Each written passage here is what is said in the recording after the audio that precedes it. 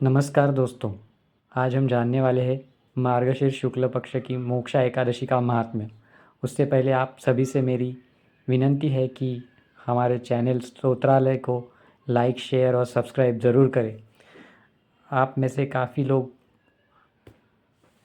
हमारे वीडियोस अक्सर देखते हैं लेकिन सब्सक्राइब और शेयर नहीं करते, तो ऐसा ना करें। शेयर और सब्सक्राइब ज़रूर करें और दोस्तों को भी हमारे चैनल के बारे में बताएं। तो युधिष्ठिर बोले, देव देवेश्वर, मैं पूछता हूँ, मार्गशीर्ष मास के शुक्ल पक्ष में जो एकादशी होती है उसका क्या नाम है, कौन सी विधि है तथा उसमें किस देवता का पूजन किया जाता है? स्वामिन, यह सब यथार्थ रूप से बताइए। तब भगवान श्री कृष्ण ने कहा, नृपश्रेष्ठ, मार्गशीर्ष मास के कृष्ण पक्ष में उत्पन्ना नाम की एकादशी होती है, जिसका वर्णन मैं तुम्हारे समक्ष कर दिया है। अब शुक्ल पक्ष की एकादशी का वर्णन करूँगा, जिसके श्रवण मात्र से वाजपेय यज्ञ का फल मिलता है। उसका नाम है मोक्षा एकादशी, जो सब पापों का अपहरण करने वाली है। राजन, उस दिन यत्नपूर्वक तुलसी की मंजरी तथा धूप दीपादि से भगवान दामोदर का पूजन करना चाहिए। पूर्वोक्त विधि से ही दशमी और एकादशी के नियम का पालन करना उचित है। मोक्षा एकादशी बड़े बड़े पातकों का नाश करने वाली है। उस दिन रात्रि में मेरी प्रसन्नता के लिए नृत्य, गीत और स्तुति के द्वारा जागरण करना चाहिए। जिसके पितर पापवश नीच योनि में पड़े हो, वे इसका पुण्यदान करने से मोक्ष को प्राप्त होते हैं।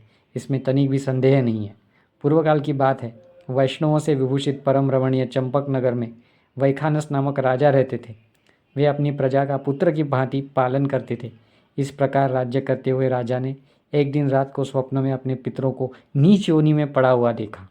उन सबको इस अवस्था में देखकर राजा के मन में बड़ा विस्मय हुआ और प्रातःकाल ब्राह्मणों से उन्होंने उस स्वप्न का सारा हाल कह सुनाया।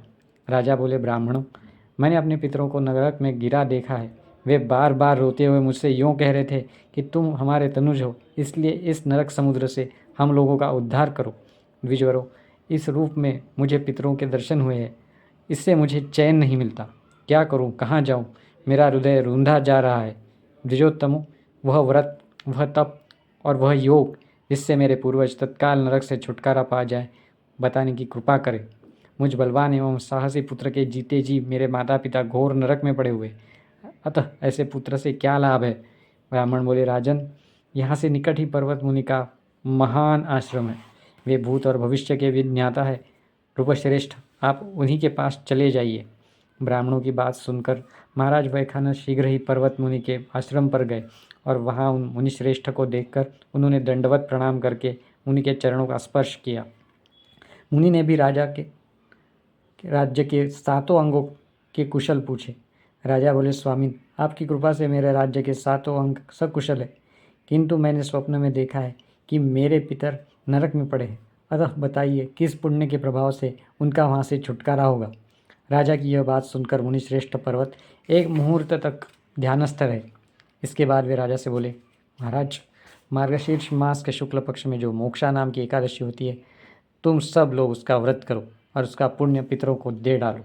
उस पुण्य के प्रभाव से उनका नरक से उद्धार हो जाएगा। भगवान श्री कृष्ण ने कहा, युधिष्ठिर, मुनि की यह बात सुनकर राजा पुनः अपने घर लौट आए। जब उत्तम मार्गशीर्ष मास आया तब राजा वैखानस ने मुनि के कथनानुसार मोक्षा एकादशी का व्रत करके उसका पुण्य समस्त पितरों सहित पिता को दे दिया। पुण्य देते ही क्षण भर में आकाश से फूलों की वर्षा होने लगी। वैखानस के पिता पितरों सहित नरक से छुटकारा पा गए और आकाश में आकर राजा के प्रति यह पवित्र वचन बोले, बेटा, तुम्हारा कल्याण हो। यह कहकर वे स्वर्ग में चले गए।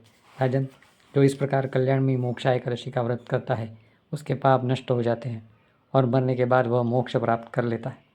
यह मोक्ष देने वाली मोक्षा एकादशी मनुष्यों के लिए चिंतामणि के समान समस्त कामनाओं को पूर्ण करने वाली है। इस महात्म्य के पढ़ने और सुनने से वाजपेय यज्ञ का फल मिलता है।